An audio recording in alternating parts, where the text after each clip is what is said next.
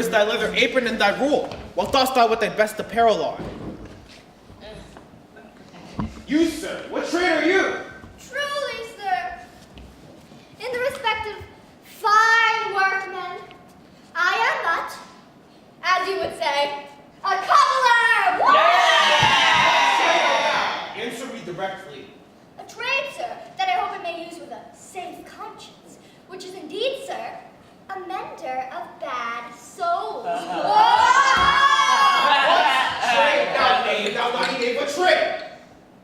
Nay, I beseech you, sir, be not out with me. Yet if you be out, sir, I commend you. Why, sir, cobble you? If thou art a cobbler, art thou? Truly, sir, by all that I live by is with you all. I meddle no tradesmen's matters, nor no women's matters, but withal, I am indeed, sir, a surgeon to old shoes. When they are in great danger, I recover them. As proper men have ever trod upon neat leather, I've gone upon my handiwork. But wherefore not in thy shop today? Why dost thou lead these men about the streets? Truly, sir, to wear out their shoes, to get myself into more work! But indeed, sir, we make holiday to see Caesar and to rejoice in his triumph. Caesar! Caesar! Caesar! What conquest bring ye home? What tributaries follow him to Rome? To grace in captive bonds and chariots' wheels? You blocks! You stones! You worst and senseless things! Oh, you hard hearts, you cruel men of Rome! You not Pompey? Many a times and oft have you climbed up walls, battlements, towers, windows, and chimney tops. Your infants in your arms. There you sat the livelong day with patient expectation to see great Pompey pass the streets of Rome. And when you saw his chariot did appear, have you not made a universal shout that trembled underneath our banks to hear the replications of your sounds on our concave shores? And now, do you put on your best attire? Do you now call out a holiday? And do you now strew flowers in his way that comes over child face blood? Be gone! Run to your houses, fall to your knees, and pray to the gods to intermit the plague that needs must lay on this ingratitude. Go, go, good countrymen. And for this fault, assemble all the poor men of your sort. Draw them to Tiber banks, and weep your tears into the channel, to the lowest stream do kiss the most exalted shores of all. You see how through their basest middle be not moved, they finish tongue-tied in their guiltiness. Go you down that way towards the capital, this way will I, bestrode the images where you do find them decked with May we do so? You know it is the Feast of Lupercal. It is no matter. Let no images be hung with Caesar's trophies. All about and drive the vulgar from the streets. So you too, where you perceive them thick. His growing feathers plucked from Caesar's wing will make him fly but an ordinary pitch. Who else would soar above the view of men and keep us all in servile fearfulness?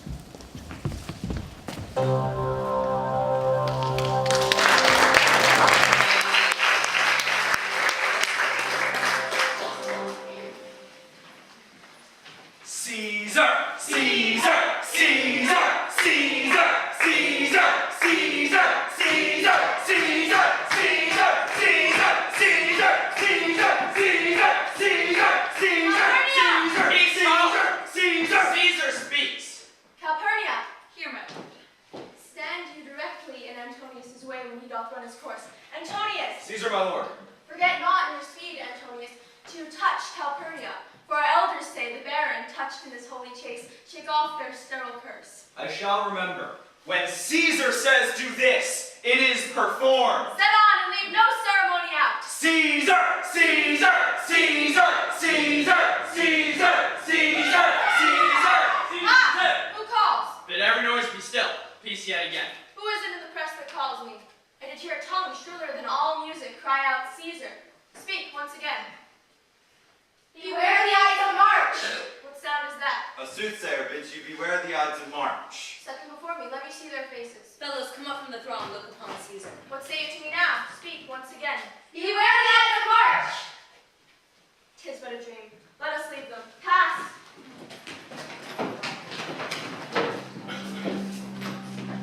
Go see the order of the course? Not I. I pray you do.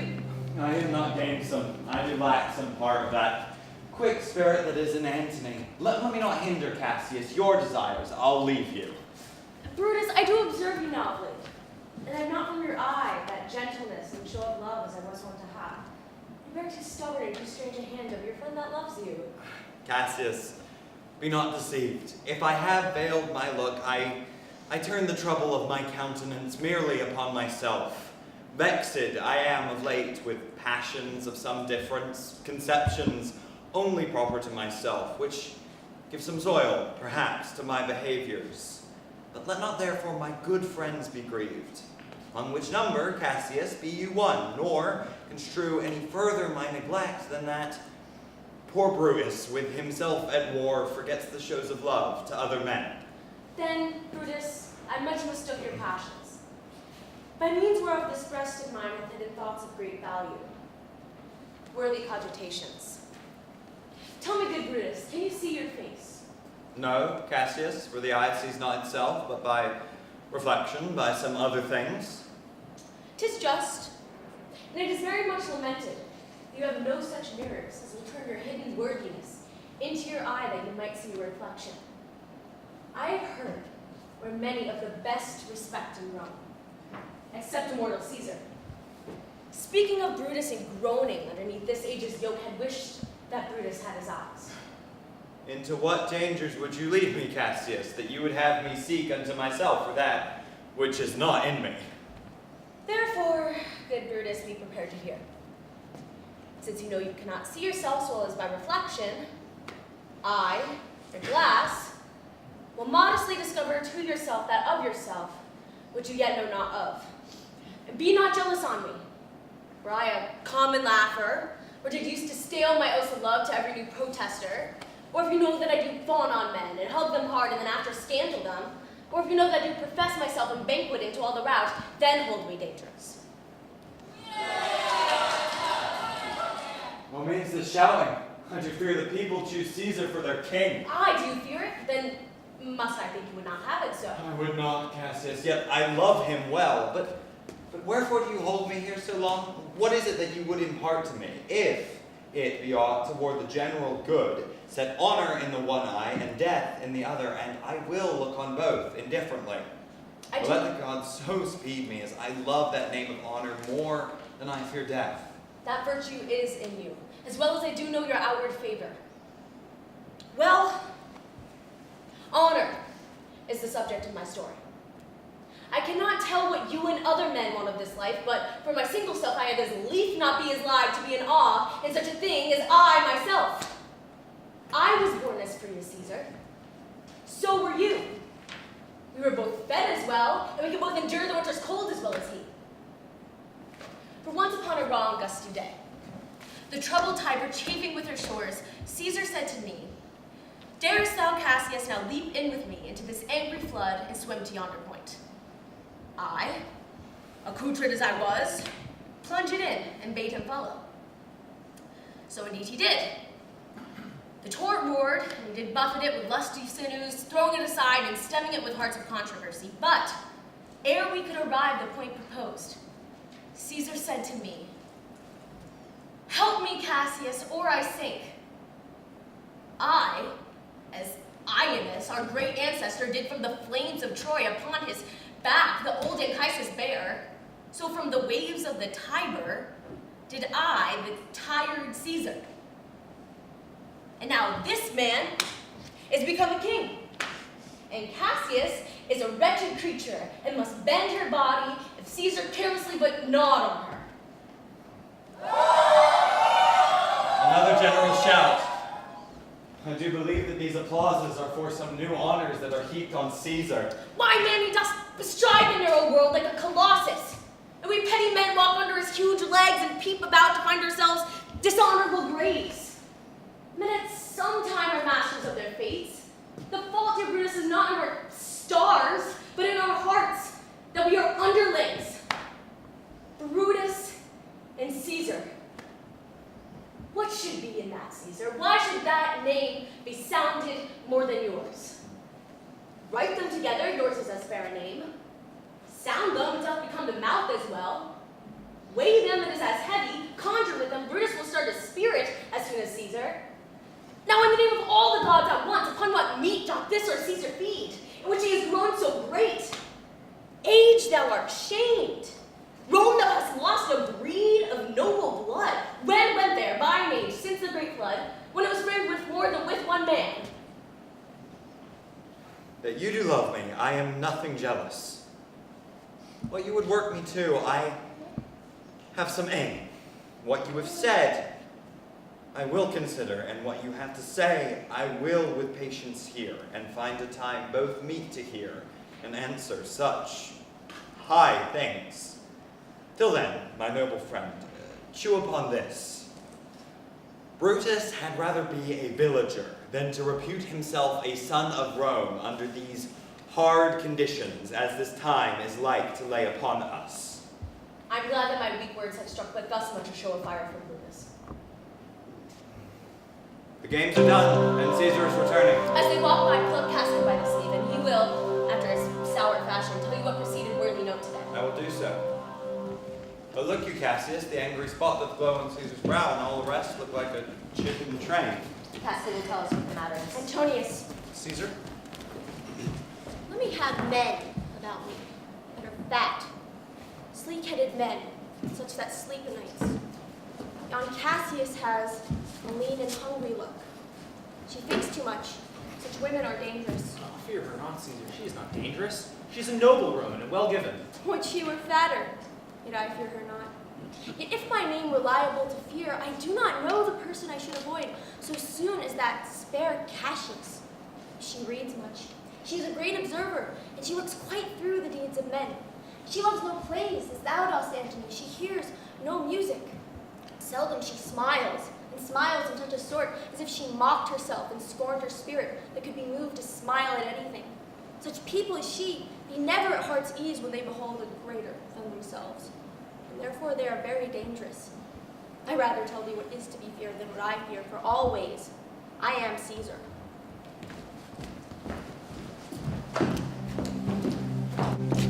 You pulled me by the cloak. You speak with me? Aye, Casca, tell us what hath chanced today that Caesar looks so sad.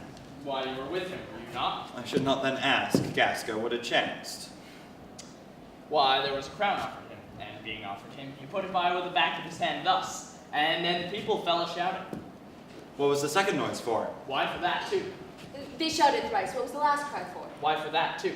Was the crown offered him thrice? Aye, Mary was, and he put it by thrice, every time gentler than other, and in every putting by mine honest neighbors shouted.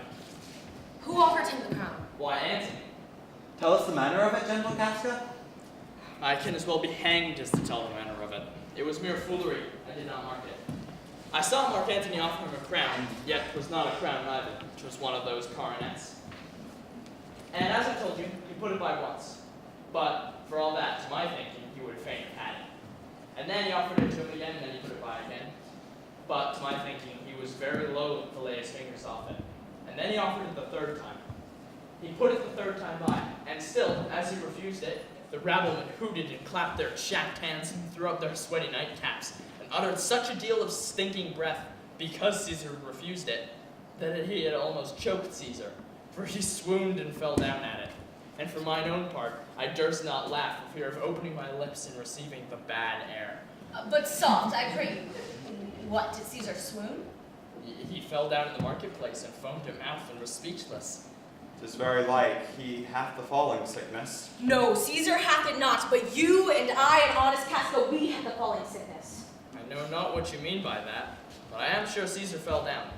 If the tag-rag people hadn't clapped him and hissed him according as he pleased and displeased them, as they used to do the players in the theater, I am no true man. What said he when he came unto himself? Mary, before he fell down, when he perceived the common herd was glad he refused the crown, he plucked me up his doublet and offered them his throat to cut. And I had been a man of any occupation. If I had not taken him at a word, I might go to hell along the roads. And so he fell. And when he came to himself again, he said that if he had done or said anything amiss, he desired their worships to think that it was his infirmity. 3 or 4 wenches where I stood cried, "Alas, good soul," and forgave him with all their hearts. But there's no heed to be taken of them. If Caesar had stabbed their mothers, they would have done no less. And after that, he came thus sad away. I Did Cicero say anything? spoke Greek. To what effect? Nay, and I'll tell you that. I'll never look you in the face again. But those that understood him smiled at one another and shook their heads. I can tell you more news, too. Morellus and Flavius, for pulling scarves off Caesar's images, are put to silence. Very well. There was more foolery yet, if I can only remember it. Casca, will you sup with me tonight? No, I am promised forth. Will you dine with me tomorrow? Aye, if I be alive and your mind hold and your dinner worth the eating. Good. I will expect you. Do so. Farewell, both. What a blunt fellow is this grown to be. He was quick mettle when he went to school. His rudeness is a sauce to his good wit, which gives men the stomach to better digest his words. And so it is. For this time, I will leave you. If tomorrow, if you please to speak with me, come home to me, and I will wait for you. I will do so. Till then, think of the world. Well, Brutus, thou art noble. Yet I see thy honorable metal may be wrought from that it is disposed. Therefore, it is meet noble minds keep ever to their lives. For who so firm could that cannot be seduced? Caesar doth bear me hard, but he loves Brutus. If I were Brutus now, and he were Cassius, he should not humor me. I will this night, in several hands, in at his window throw, as if they came from several citizens, writings all tending to the great opinion that Rome holds of his name, wherein obscurely Caesar's ambition shall be glanced at. And after this, let Caesar see him sure, for we will shake him, or worse days endure.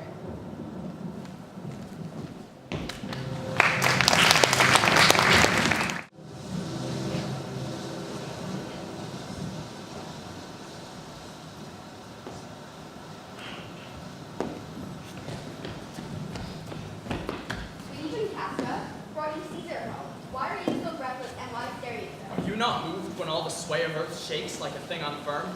O Cicero, I have seen tempests when the scolding winds have rived the knotty oaks, and I have seen with ambitious oceans swell and rage and foam to be exalted with the threatening clouds. But never till tonight, never till now did I go through a tempest, dropping fire.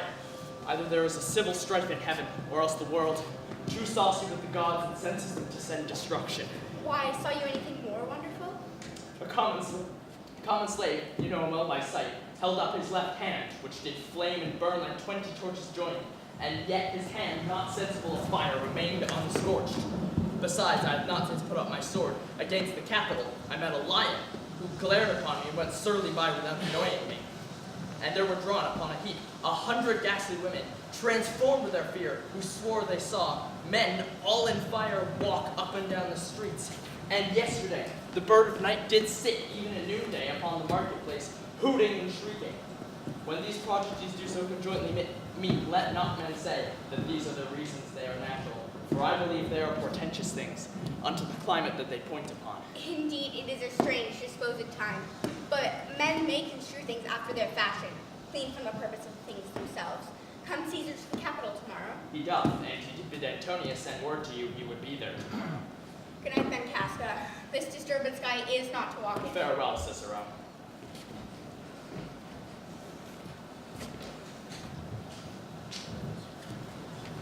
Who's there? A Roman. Casca, by your voice. Your ear is good, Cassius. What night is It's this? a very pleasing night to honest men. Whoever knew the heavens menace so? Those who know the earth so full of faults. For my part, I've walked about the streets submitting me into the perilous night.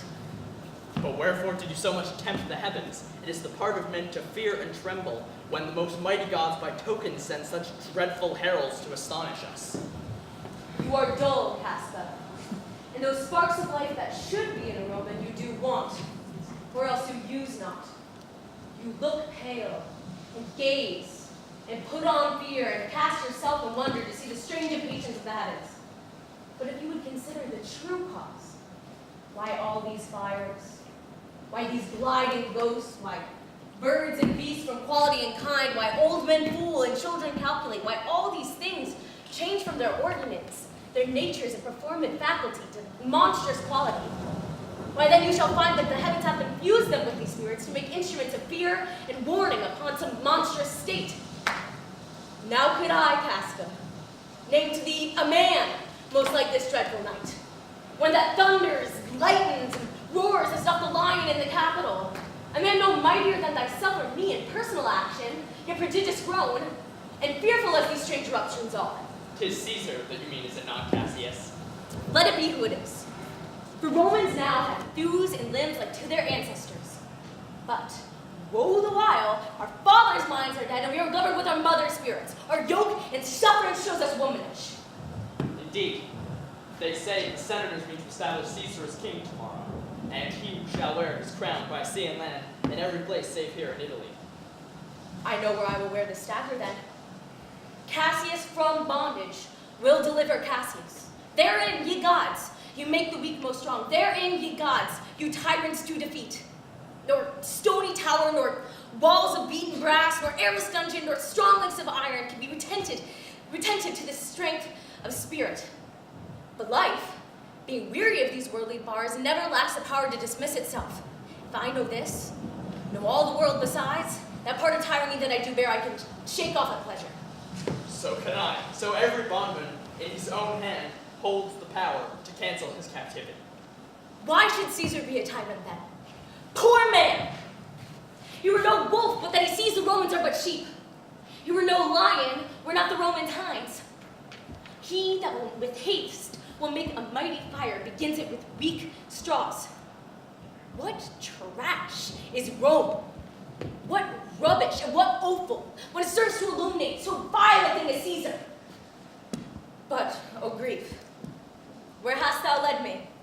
I perhaps speak this before a willing bondman. Then I know my answer must be made. But I am armed, and dangers are to me indifferent. You speak to Casca, and to such a man who is no fleering telltale. Hold my hand. Be factitious for redress of all these griefs, and I shall set this foot of mine as far as who goes farthest. There's a bargain made. Now, look you, Casca, I have moved already some certain of the noblest minded Romans to undergo with me an enterprise of honorable, dangerous consequence. And I know by this they say for me in Pompey's porch. For in this night, there's no stir or walking in the streets. And the eruption of the complex of the eruptions at hand are most like the work we have in favor, most bloody, fiery, and most terrible. Stand close a while, for here comes one in haste. 'Tis Cinna, I do know her by her gait. She is a friend. Cinna, where haste you so? To find you out. Who's that, Metellus? No, it is Casca, one incorporate to our attempts. Am I not stayed for, Cinna? Oh, what fearful night is this? There's 2 or 3 of us have seen strange sights. Am I not stayed for? Tell me. Yes, you are. Oh, Cassius, if you could but win the noble Brutus to our party. Be you content, good Cinna.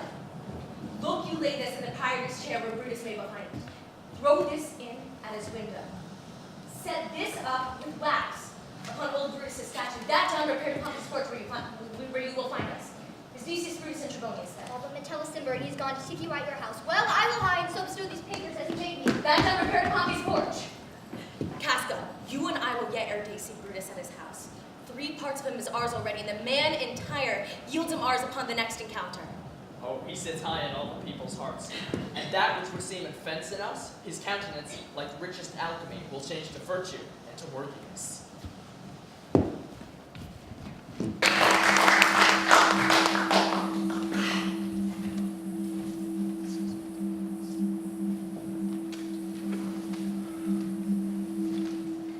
Well, Lucius, oh! I cannot by the progress of the stars give guess on you today. Well, Lucius, I say! Would it were my fault to sleep so soundly. When, Lucius, when? Well, Lucius, awake, I say. Called you, my lord? Get me a taper in my study, Lucius, and when it is lighted, come and call me here. I will, my lord.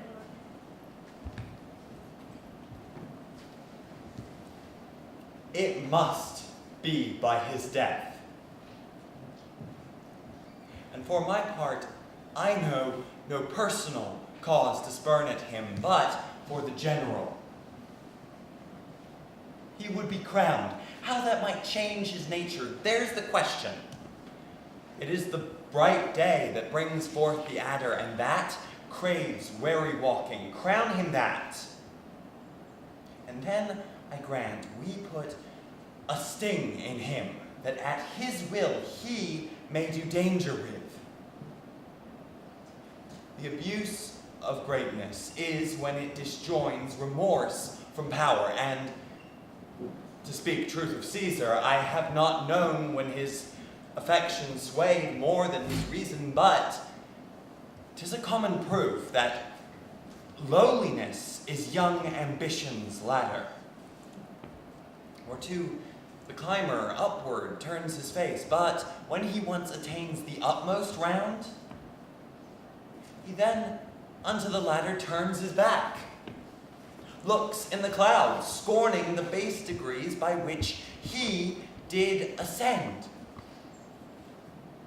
So Caesar may. Then, lest he may, prevent.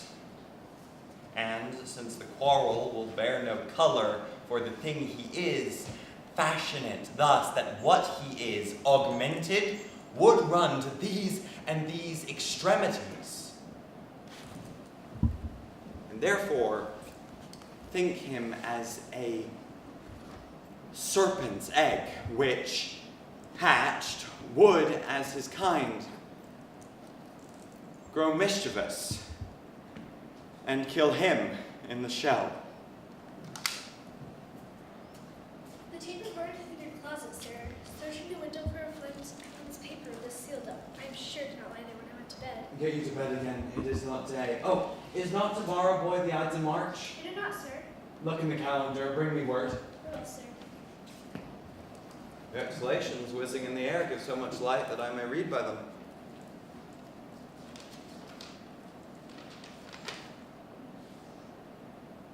Brutus, thou sleepst, awake, and see thyself. Shall Rome, etc., speak, strike, redress? Brutus, thou sleepst awake. Such instigations have been often dropped where I have took them up. Shall Rome, etc., thus must I piece it out. Shall Rome stand under one man's awe? What Rome? My ancestors did from the streets of Rome the Tarquin drive when he was called a king. Speak, strike, redress. Am I entreated to speak and strike? O Rome, I make thee promise, if the redress will follow, thou receivest thy full petition at the hand of Brutus. Sir, March is wasted 15 days. 'Tis good. Go to the gate, somebody knocks. Since Cassius first did wet me against Caesar, I have not slept. Between the acting of a dreadful thing and its first motion, all the interim is like a phantasma or a hideous dream. Sir, it's your sister Cassius at the door, who desired to see you. Is she alone? No, sir, there were with her. Do you know them? No, sir, their hats are plucked out their ears, half their faces buried their cloaks. By no means I may discover them by any marked favor. Let him enter. They are the faction. O conspiracy, shamest thou to show thy dangerous brow by night when evils are most free? I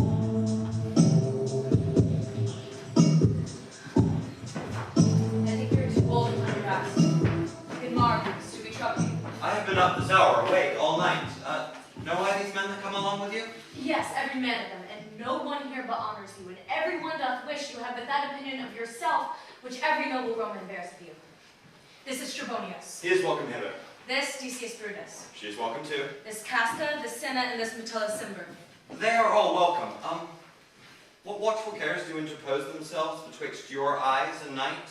Shall I entreat a word? Here lies the east. Doth the day not break here? No. Oh, pardon, sir. It shall off in yon grey lines that fret the clouds are messengers of day. You shall admit that you were deceived. Here, as I point my sword, the sun arises, which is a great way growing on the south. Some 2 months hence up higher, toward the north, he first presents his fire, and the high east stands, as the capital, directly here. Well, give me your hands all over, one by one. And let us swear our resolution.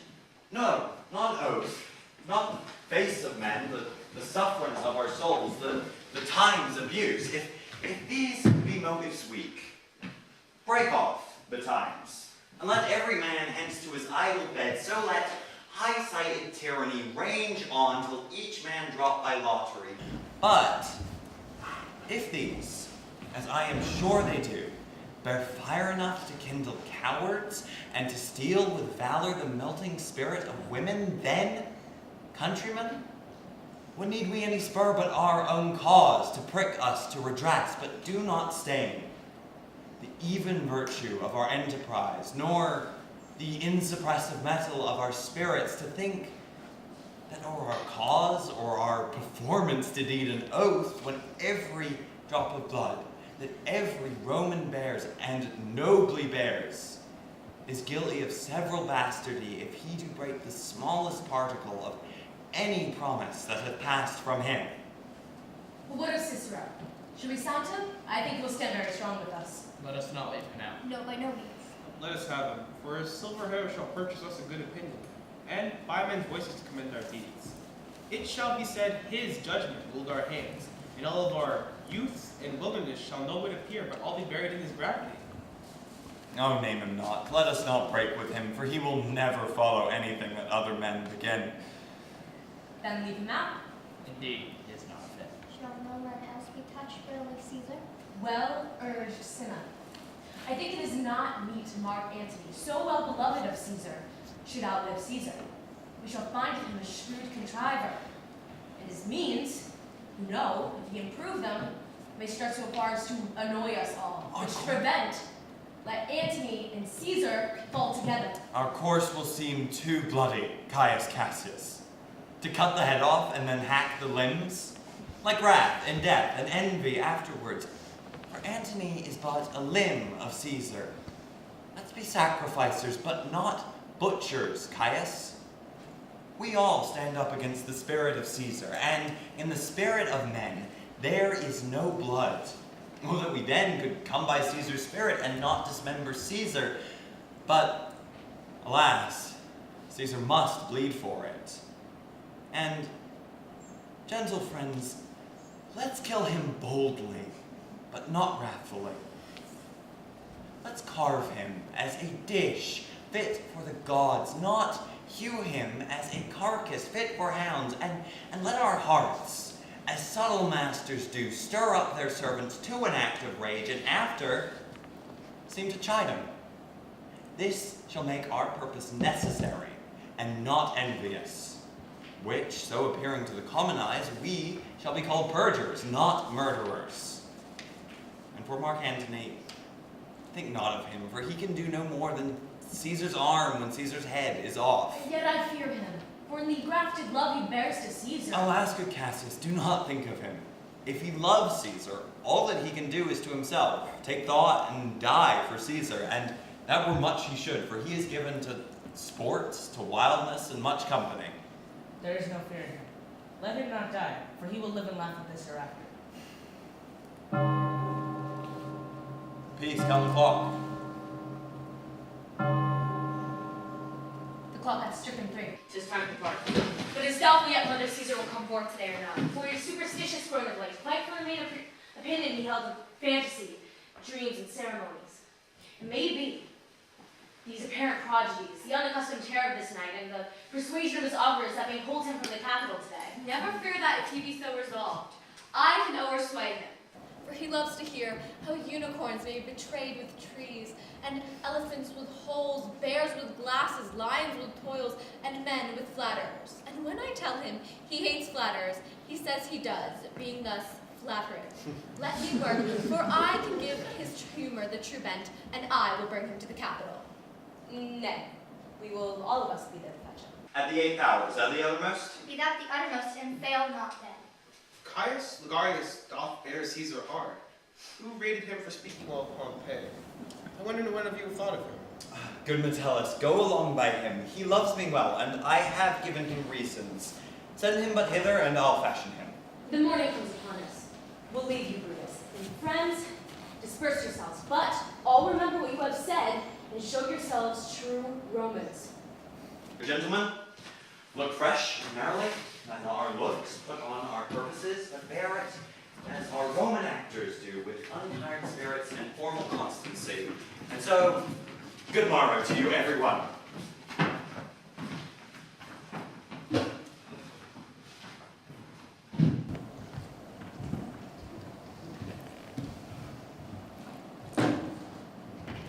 Brutus, my lord. Portia, what mean you? Wherefore rise you now? It is not for your health thus to commit your weak condition to the raw cold morning. And for yours neither. You have ungently, Brutus, stole from my bed. And yesterday night at supper you suddenly arose and walked about musing and sighing with your arms across. When I asked you what the matter was, you stared upon me with ungentle looks. I urged you further, and then you scratched your head and too impatiently stamped with your foot. Yet I insisted, and you answered never with an angry wafture of your hand, gave sign for me to leave you. So I did, fearing to strengthen that impatience which seemed too much enkindled, and withal hoping it was but an effect of humor, which sometime hath his hour with every man. And that let you eat, nor talk, nor sleep, and hath prevailed so much upon your condition, I should not know you, Brutus. Dear my lord, make me acquainted with your cause of grief. I am not well in health, and that is all. Brutus is wise, and were he not in health, he would embrace the means to come by it. Why, so I do. Good Portia, go to bed. Is Brutus sick? And is it physical to walk unbraced and suck up the humors of the dank morning? What? Is Brutus sick? And will he steal out of his wholesome bed, to dare the vile contagion of the night, and tempt the roomy and unpurged air to add unto his sickness? No, my Brutus. You have some sick offense within your mind, by which the right and virtue of my place I ought to know of. And upon my knees, I charm you by my once commended beauty, by all your vows of love, and by that great vow, which did incorporate and make us one yourself, your half while you are heavy. What men tonight have had to resort to you, for here have been some 6 or 7 who did hide their faces even from darkness. Kneel not, gentle Portia. I should not need if you were gentle, Brutus. Within the bond of marriage, tell me, Brutus, is it accepted that I should know no secrets that appertain to you? Am I, yourself, but as it were in sort or limitation to keep with you at meals, comfort your bed and talk to you sometimes? Dwell I but in the suburbs of your good pleasure? If it be no more, Portia is Brutus's harlot, not his wife. You are my true and honorable wife, as dear to me as the ruddy drops that visit my sad heart. If this were true, then I should know this secret. I grant I'm a woman, but with all the woman Lord Brutus took to wife. I grant I'm a woman, but withal a woman well reputed, Cato's daughter. Think you I'm no stronger than my sex, being so fathered and so husbanded? Tell me your counsels. I will not disclose them. I've made strong proof of my constancy, giving myself a voluntary wound here in the thigh. Can I bear that with patience and not my husband's secrets? Oh, gods. Render me worthy of this noble wife. Hark, hark, one knocks. Portia, go in a while, and by thy bosom shall partake the secrets of my heart. All my engagements I will construe to thee. All the charactery of my sad brows, leave me with haste.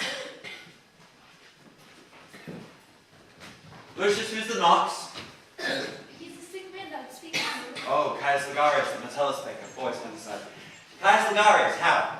If the mark my feeble tongue. What a time you have chose out, brave Caius, to wear a kerchief. Would you were not sick? I am not sick, Brutus. If you have some worthy exploit in the name of honor. Such an exploit have I in hand, Ligarius, had you a healthful ear to hear of it. Then, by all the gods that Romans vowed for, I here discard my sickness. Soul of Rome, brave son diverged from honorable loins, fell like an exorcist who conjured up my mortified spirit. Now bid me run, and I will strive with things impossible. Yea, the better of them. What's to do? A piece of work that will make sick men whole. But are not some whole we must make sick? That must we also. What it is, my Caius, I will unfold to thee as we are going to whom it must be done. Set on foot, and with a heart new fired, I follow you. To do, I know not what, but it's a feat that Brutus leads me on. Follow me then.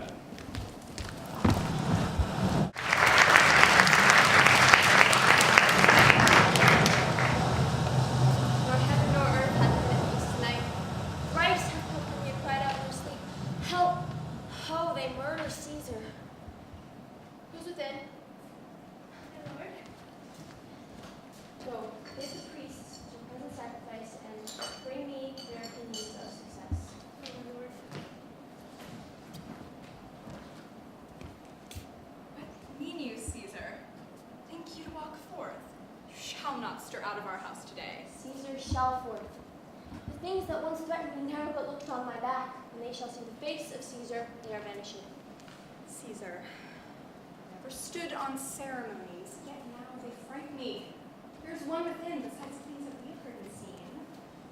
Countless most horrid sights seen by the watch. Lioness have whelped in the streets. Graves have yawned and yielded up their dead.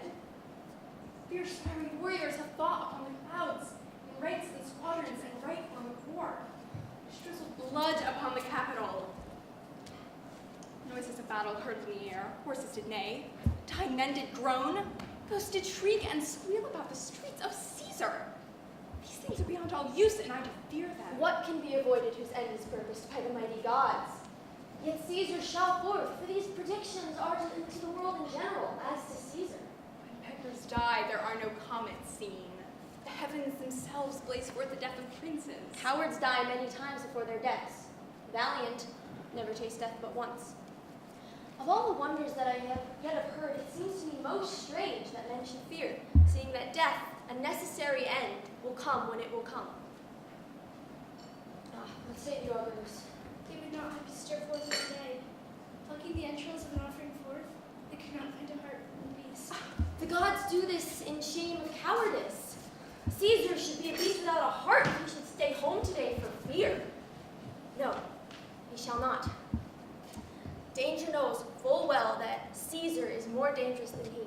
We are two lions littered in one day, and I the elder, and more terrible. And Caesar shall go forth. Alas, my lord, your wisdom is consumed in confidence. Do not go forth today. Call it my fear that keeps you in the house and not your own. We'll send Mark Antony to the Senate. He shall say you are not well today. Let me upon my knee prevail in this. Mark Antony will say I am not well, and for thy humor I will stay at home. But here's Decius Brutus. She will tell them so. Caesar, all hail. Good morrow, worthy Caesar. I come to fetch you to the Capitol today. And you are coming very happy time to bear my greeting to the senators and tell them I will not come today. Cannot is false, and dare not falser. I will not come. Tell them so, Decius. Say he's sick. Shall Caesar send a lie? Have I in conquest stretched mine arm so far to be afraid to tell graybeards the truth? Decius, tell them Caesar will not come. Most mighty Caesar, let me know some cause, lest I be laughed at when I tell them so. Cause is in my will. I will not come. That should be enough to satisfy the Senate. But for your own private satisfaction, because I love you, Decius, I'll let you know. Calpurnia here, my wife, stays me at home. Last night she dreamt she saw my statue, which, like a fountain with 100 spouts, did run pure blood, and many lusty Romans came smiling and did bathe their hands in it. And these does she take for warnings, and portents, and evils imminent, and on her knees hath begged me to stay at home today. This dream is all misinterpreted. It was a vision, fair and fortunate. Your statue, spouting blood in many pipes, in which so many smiling Romans bathe, signifies that from you great Rome shall suck reviving blood, and that great men shall press for tinctures, stains, relics, and cognizance. By this, Calpurnia's dream is signified. In this way have you well expounded it. I have, when you have heard what I can say. And know it now, the Senate have concluded to give this day a crown to mighty Caesar. If Caesar shall send word you will not come, their minds may change. Besides, it were a mock, apt to be rendered for someone to say, break up the Senate till another time when Caesar's wife shall meet with better dreams. If Caesar shall hide himself, shall they not whisper, "Lo, Caesar is afraid"? Pardon me, Caesar, for my dear, dear love to your proceeding, bid me tell you this, and reason to my love is liable. How foolish do your fears seem now, Calpurnia. I am ashamed that I did yield to them.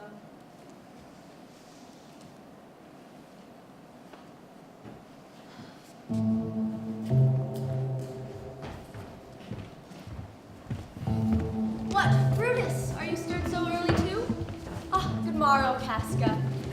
Caius Ligarius, Caesar was never so much your enemy as that same ague that hath made you lean. What is it o'clock?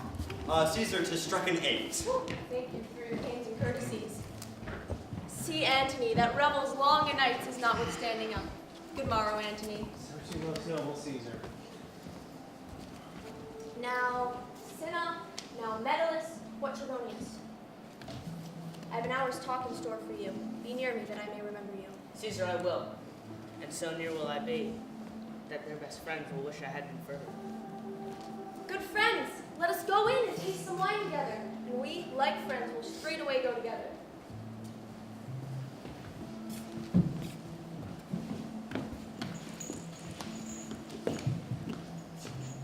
Oh, Caesar, that every like is not the same. The heart of Brutus earns to think upon.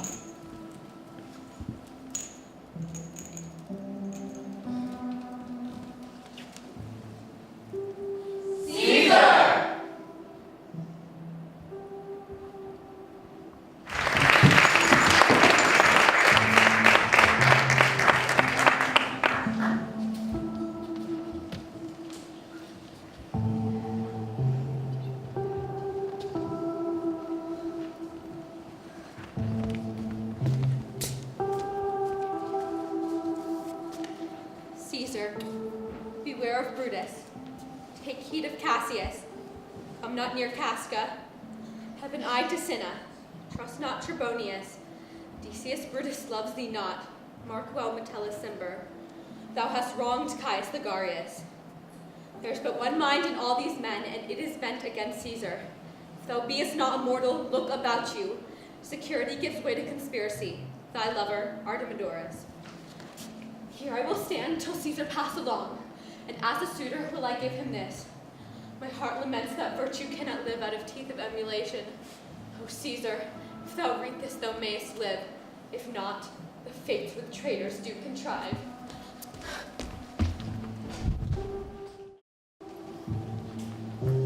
Prithee, boy, run to the Senate house. Stay not to answer me, but get thee gone. Why dost thou stay? To my errand, madam. I would have thee there, and here again I have to tell thee what thou shouldst do there. O constancy, be strong upon my side, set a huge mountain between my heart and my tongue. I have a man's mind, but a woman's might. How hard it is for women to keep counsel. Art thou here yet? Madam, what should I do? Run to the capital and nothing else, and so return to you and nothing else? Yes. Bring me word, boy, if thy lord look well, for he went sickly forth. And take a note what Caesar doth, what suitors press to him. Hark, hark, boy, what noise is that? I hear none, madam. You heard a prithee, listen well. I heard a bustling rumor like a fray, and the wind brings it from the capital. Sooth, madam, I hear none. Come hither, fellow. Tell me which way hast thou been? At mine own house, good lady. What is the clock? About the 9th hour, lady. Is Caesar yet gone to the capital? Madam, not yet. I come to take my stand, see him pass on to the capital. Why? Knowest thou any harms intended towards him? None that I know will be. Much did I fear my chance. Good morrow to you. Here, the street is narrow. The throng that follows Caesar at the heels, of senators, of praetors, of common suitors, will crowd a feeble man almost to death. I'll get into place more void, and there's the great Caesar as he comes along. I must go in. I me, how weak a thing the heart of a woman is. Oh, Brutus, the heavens speed thee in thy enterprise. Sure, the boy heard me. Brutus hath the suit that Caesar will not grant. Oh, I am profane. Run, boy, commit me to my lord. Say I am married. Come to me again and tell me what he does say to thee.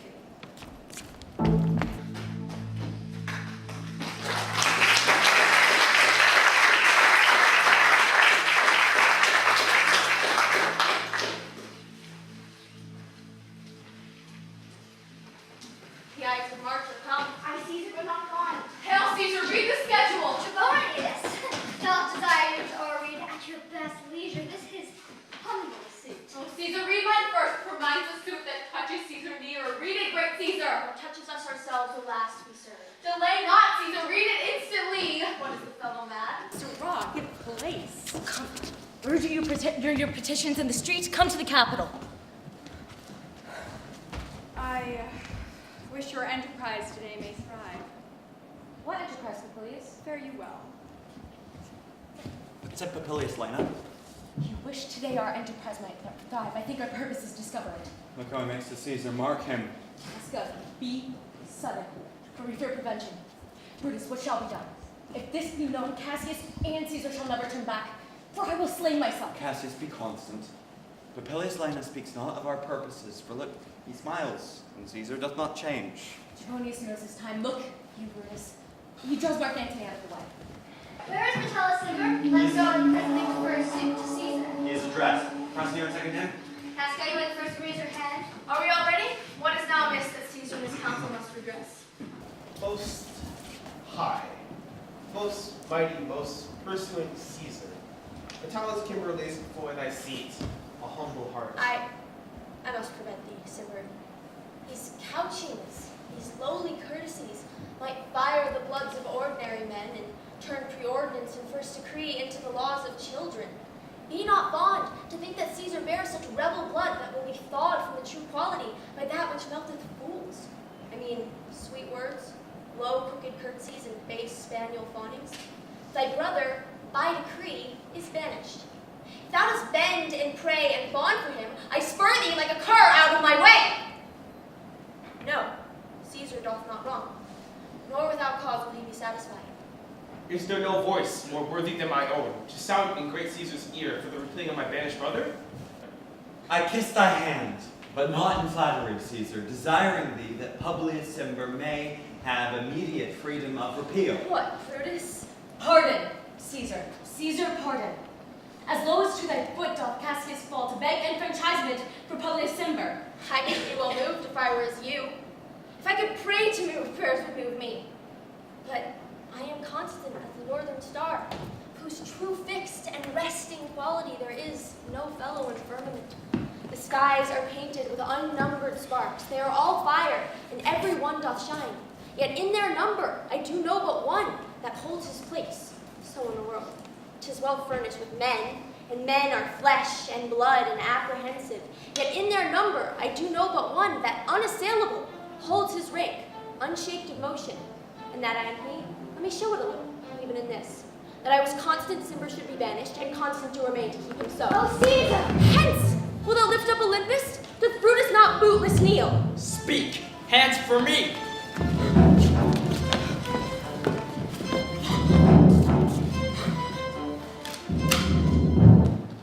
That's you, Brute?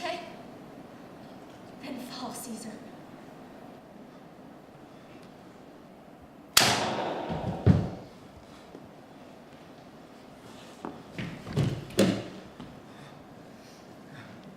Liberty. Freedom. Tyranny is dead. Run hence, proclaim it. Cry about it to the streets. Some to the common pulpits and cry out, liberty, freedom, and enfranchisement. People and senators, be not afraid, fly not, stand still. Ambition's debt is paid. Go to the pulpit, Brutus. I am Cassius too. Where's Papilius? They are quite confounded with this mutiny. Stand fast, lest some friend of Caesar should chance. Talk notwithstanding. Papilius, good cheer. There is no harm intended to your person, nor to no Roman else. So tell them, Papilius. And leave us, Papilius, lest that the people, rushing on us, should do your age some mischief. Do so, and let no man abide this deed but we the doers. Where is Antony? Fled to his house in haste. Men, wives, and children stare, cry out and run, as it were doomsday. Fates, we will know your pleasures. That we shall die, we know. 'Tis but the time and drawing days out that men stand upon. Why, he that cuts off 20 years of life, cuts off so many years of fearing death. Stoop, Romans, stoop. And let us bathe our hands hands in Caesar's blood up to the elbows, and besmear our swords. Then walk we forth, waving our red weapons o'er our heads. Let's all cry peace, freedom, and liberty. Why then, stoop and watch.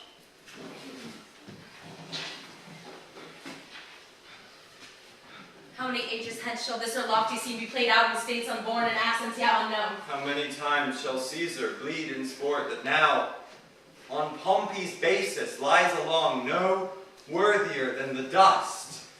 So oft as this shall be, so often shall the not of us be called those who gave their country liberty. But soft, who comes here? Oh, a friend of Antony's. Thus, Brutus, did my master bid me kneel, and thus did Mark Antony bid me fall down.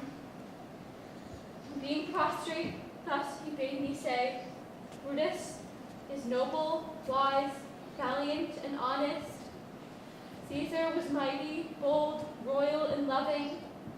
Say, I love Brutus, and I honor him. Say, I feared Caesar, honored him, and loved him.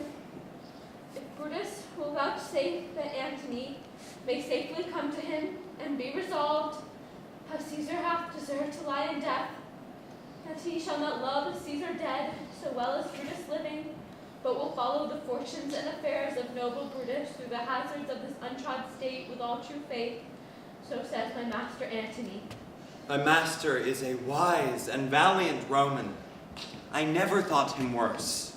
So tell him, please him come unto this place. He shall be satisfied, and by my honor, depart untouched. I'll fetch him presently. I know that we shall have him well to friends. I wish that we may, but still I have a mind that fears him much, and my misgivings still fall shrewdly to the purpose. But here comes Antony. Welcome, Mark Antony. Oh, mighty Caesar, dost thou lie so low? Are all thy conquests, glories, triumphs, spoils, shrunk to this little measure? Fare thee well. I know not, gentlemen, what you intend. Who else must be let blood? Who else is rank? If I myself, there is no hour so fit as Caesar's death's hour, nor no instrument of half that worth as those your swords, made rich with the most noble blood of all this world. I beseech ye, you do bear me hard, now whilst your purple hands do reek and smoke, fulfill your pleasure. Live 1,000 years, I shall not find myself so apt to die. No place shall please me, no mean of death, as here by Caesar and by you cut off the choice and master spirits of this age. Oh, Antony, beg not your death of us. For now we must appear bloody and cruel by our hands, and this our present act you see we do, yet see you but our hands. And this the bleeding business they have done, our hearts you see not, they are pitiful. And pity to the general wrong of Rome, as fire drives out fire, so pity hath done this deed on Caesar. And for your part, to you our swords have leaden points, Mark Antony. Our arms in strength of malice, and our hearts with brother's temper do receive you in with all kind love, good thoughts, and reverence. Your voice shall be as strong as any man's in the disposing of new dignities. Only be patient till we have appeased the multitude, beside themselves with fear, and then we will deliver you the cause why I, that did love Caesar when I struck him, have thus proceeded. I doubt not of your wisdom. Let each man render me his bloody hand. First, Marcus Brutus, do I take you? Next, Gaius Cassius, do I take your hand? Now, yours, Metellus. Yours, Cinna. And my valiant Casca, yours. Though last, not last in love, yours. Good Trebonius. Gentlemen all, alas, what shall I say? My credit now stands on such slippery ground that one of two bad ways you must conceit me. either a coward or a flatterer. But I did love thee, Julius. Oh, 'tis true. If then thy spirit look upon us now, will it not grieve thee dearer than thy death, to see thy Antony making his peace, shaking the bloody fingers of thy foes, most noble, in the presence of thy corse? If I have as many eyes as thou hast wounds, weeping as fast as they stream forth thy blood, it would become me better than to close in terms of friendship with thine enemies. Pardon me, Caesar. Here wast thou babe, brave heart. Here didst thou fall, and here thy hunter stands signed in thy spoil, crimsoned in thy leaf, O world. Thou wast the forest to this heart, and this, indeed, O world, the heart of thee. How like a deer, struck by many princes, dost thou lie? Mark Antony. Pardon me, Caius Cassius. The enemies of Caesar shall say this, that in a friend it is cold modesty. I do not blame you for praising Caesar so. But what compact do you need to have with us? Will you be pricked in number with our friends, or shall we on and not depend on you? Therefore I took your hands, but was indeed swayed from the point by looking down on Caesar. Friends, I am with you all and love you all upon this hope, that I shall have reason why and wherein Caesar was dangerous. Or else this were a savage spectacle.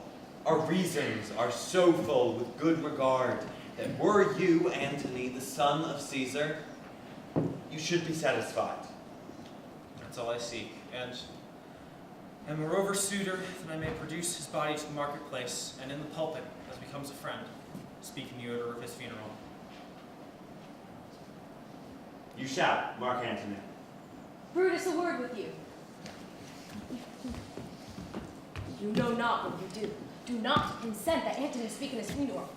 Know you how much his words should move the people? By your pardon, I will myself into the pulpit first, and give the reason of this our Caesar's death.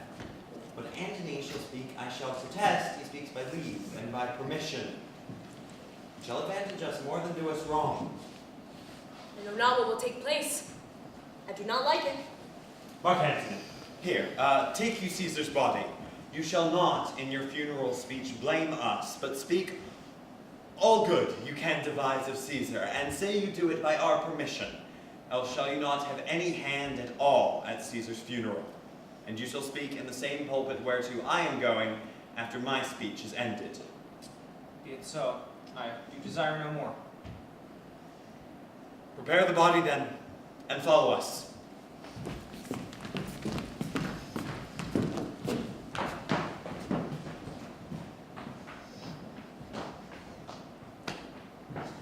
Oh, pardon me, thou bleeding piece of earth, that I am meek and gentle with these butchers! Thou wast the ruins of the noblest man that ever lived in the tide of times.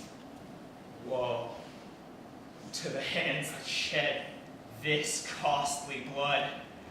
Over thy wounds now do I prophesy, which like dumb mouths do ope their ruby lips and beg the voice and utterance of my tongue. A curse shall light upon the limbs of men.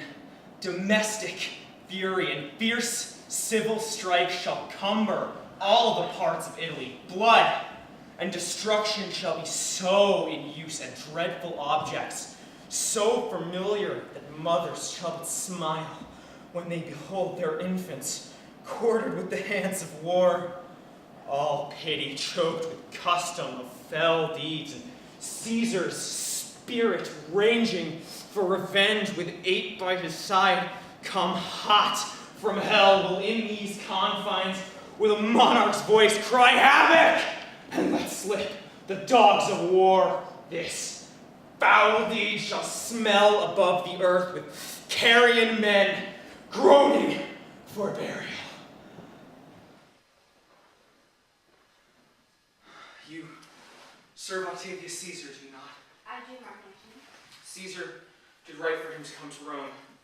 He did receive his letters and is coming, but bid me say this to you by word of mouth. Oh, Caesar. Thy heart is big, get thee apart and weep. Passion, I see, is catching, for mine eyes, seeing those beads of sorrow stand in thine begin to water. Is thy master coming?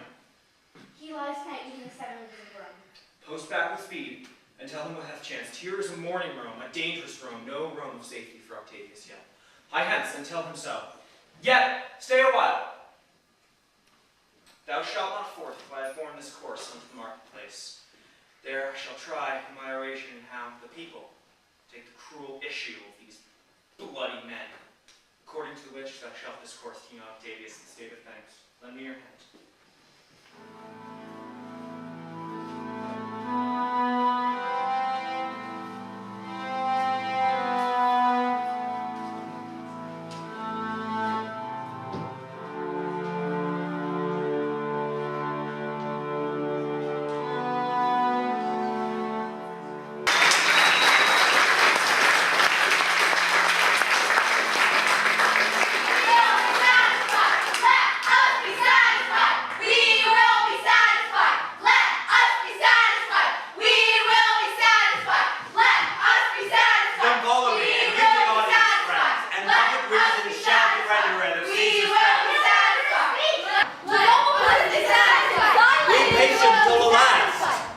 Romans, countrymen, and lovers, hear me for my cause, and be silent that you may hear. Believe me for mine honor, and have respect to mine honor, that you may believe. If there be any in this assembly, any dear friend of Caesar's, to him I say that Brutus' love to Caesar was no less than his. If then that friend demand why Brutus rose against Caesar, this is my answer. Not that I loved Caesar less, but that I loved Rome more. Had you rather Caesar were living and die all slaves than that Caesar were dead and live all free men? As Caesar loved me, I weep for him. As he was fortunate, I rejoice at it. As he was valiant, I honor him. But as he was ambitious, I slew him. Who is here so base that would be a bondman? If any, speak, for him have I offended. Who is here so rude that would not be a Roman? If any, speak, for him have I offended. Who is here so vile that will not love his country?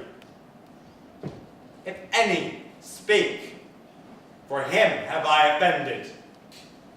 I pause for a reply. None, Brutus, none. Then none have I offended.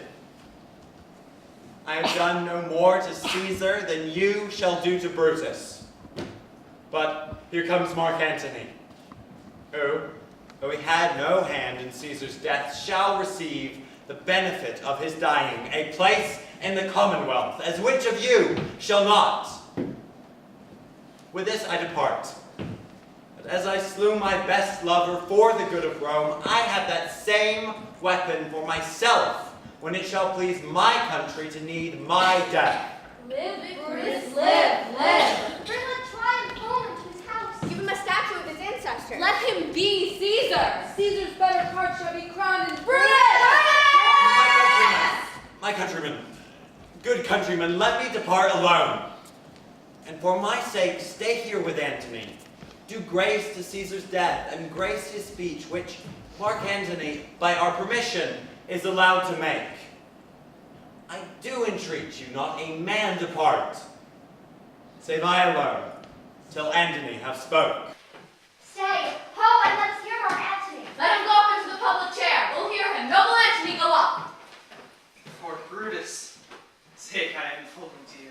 What does he say of Brutus? He says for Brutus' sake he finds himself beholding to us all. For best he spoke no harm of Brutus' today, that's certain. We're blessed that Roman's risen. But peace, let us hear what Mark Antony can say. You gentle Romans, He's ho! Let us hear him. Friends, Romans, countrymen, lend me your ears. I come to bury Caesar, not to praise him. The evil that men do lives after them. The good is often interred with their bones. So let it be with Caesar. The noble Brutus hath told you Caesar was ambitious. If it were so, it was a grievous fault, and grievously hath Caesar answered it. He was my friend, faithful and just to me. Yet, Brutus says he was ambitious. Brutus is an honorable man. He hath brought many captives home to Rome, whose ransoms the general coffers fill. Did this in Caesar seem ambitious? When the poor hath cried, Caesar hath wept. Ambition should be made of stern stuff, yet Brutus says he was ambitious, and Brutus is an honorable man. You all did see on Lupercal, I thrice presented him a kingly crown, which thrice he did refuse. Was this ambition? Yet Brutus says he was ambitious, and sure, he is an honorable man. I speak not to disprove what Brutus spoke, but I am here to speak what I do know. You all did love him once, not without cause. What cause, therefore, withholds you to mourn for him? O judgment are fled to brutish beasts, and men have lost their reason. Bear with me. My heart is in the coffin there with Caesar, and I must pause and come back to me. Methinks there's much reason in his saying. If thou consider rightly of the matter, Caesar has had great wrong. Has he, masters? I fear there will a worse come in his place. If marked ye his words, he wouldn't take the crown. Therefore, 'tis certain he was not ambitious. If he found so, some will divide it. Poor soul, it's at the red fire with weeping. There's not a nobler man in Rome than Antony. Antony! He begins again to speak. But yesterday, the word of Caesar might have stood against the world. Now lies he there, and none so poor to do him reverence. Oh, masters, if I were disposed to stir your hearts and minds to mutiny and rage, I should do Brutus wrong, Cassius wrong, who you all know are honorable men. I will not wrong them. I had rather to wrong the dead, to wrong myself and you, than I will wrong such honorable men. But there's a parchment, the seal of Caesar. I found it in his closet. 'Tis his will. Let but the commons hear this testament, which, pardon me, I do not mean to read, for they would go and kiss dead Caesar's wounds, dip their napkins in his sacred blood, yea, beg a hair of him for memory, and dying mention it in their wills, bequeathing it as a rich legacy unto their issue. Read the will. We'll hear it, Antony. The will, we will hear Caesar's will. Have patience, gentle friends. I must not read it. It is not meet. You know how Caesar loved you. You are not wood, you are not stones, but men. And being men, bearing the will of Caesar, it would inflame you, make you mad. 'Tis good you know not that you are his heirs, for if you should, oh, what would come of it? Read the will. We'll hear it, Antony. You shall read us the will, Caesar's will. Will you have patience? Will you stay a while? I have overshot myself to tell you of it. I fear I wrong the honorable men whose daggers have stabbed Caesar. I do fear it. Honorable men? They were traitors. The will, the testament. They were villains, murderers. The will. Read the will. You will compel me then to read the will and make a ring about the corpse of Caesar that I may show you him who paid the will. Shall I descend, and do you give me leave? Come down. You shall have leave. A ring, stand around. have tears. Prepare to shed them now. You all do know this mantle. I remember the first time ever Caesar put it on. It was a summer's evening in his tent. That day he overcame the Nervi. Look, in this place ran Cassius's dagger through. See what a rent the envious Casca made through this. The well-beloved bird stab, and when he plucked his cursed steel away, mark how the blood of Caesar followed it, as rushing out of doors to be resolved that Brutus, so unkindly knocked her no, for Brutus, as you know, was Caesar's angel. Judge, oh you gods, how dearly Caesar loved him. This was the most unkindest cut of all, for when the noble Caesar saw him stab, gratitude, more strong than traitor's arms, quite vanquished him. Then burst his mighty heart, and in his mantle, muffling up his face, even at the base of Pompey's statue, which all the while ran blood, great Caesar fell. And oh, what a fall there was, my countrymen. And I, and you, and all of us fell down, but bloody treason flourished over us. Oh, now you weep. I perceive you feel the dint of pity. Kind souls, what weep you when you behold Caesar's vesture wounded? Hideous spectacle, O noble Caesar.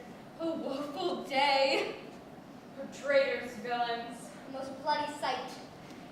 We will be revenged. Revenge about, seek, burn, fire, kill, slay. Let not a traitor live. Stay, countrymen!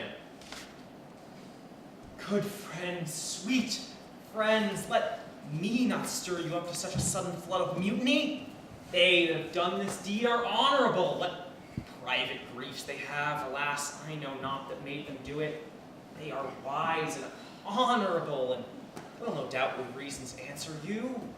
I come not, friends, to steal away your hearts. I am no orator, as Brutus is, but as you know me all, a plain, blunt man, love my friend.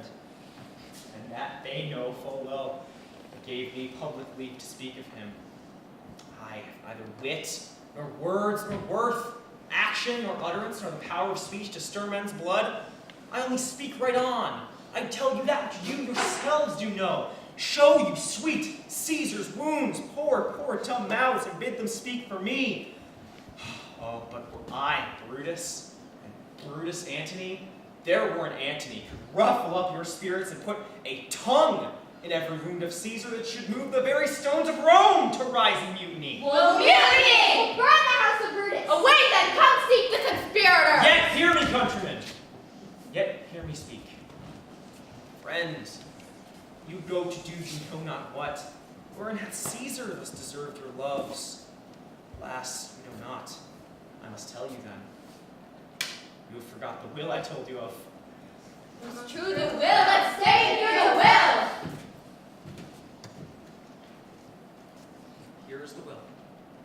Under Caesar's seal, to every Roman citizen he gives, to every several man, 75 drachmas! O noble Caesar, we will revenge his death. Oh, royal Caesar! Yet hear me, countrymen.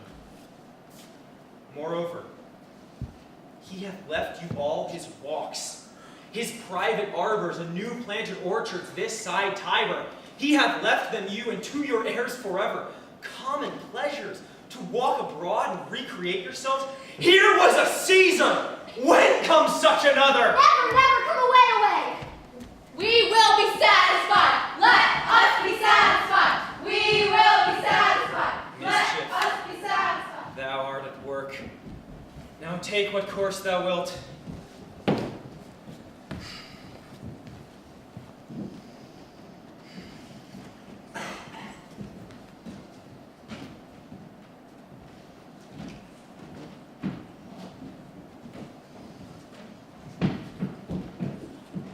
How now, fellow? Sir Octavius has already come home to Rome. Where is he? He and Lepidus are at Caesar's house. And thither will I straight to meet them. Fortune is merry, and in this mood will give us anything. I heard him say Brutus and Cassius are rid like madmen through the gates of Rome. They likely had some notice of the people, how I moved them. Bring me to Octavius.